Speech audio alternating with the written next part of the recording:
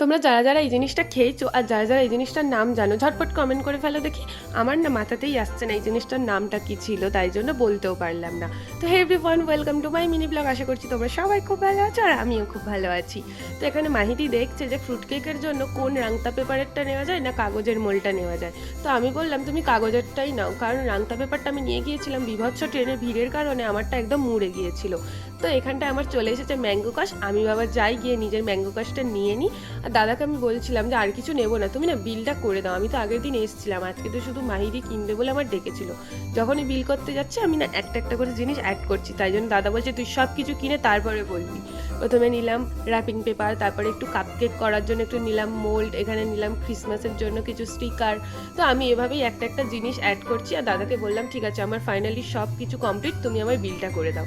আর তখনই মনে পড়লো চলো একটা হাফ পাউন্ডের মোল্ডও নেওয়া যাক, দাদা খুব রেগে গিয়েছিল।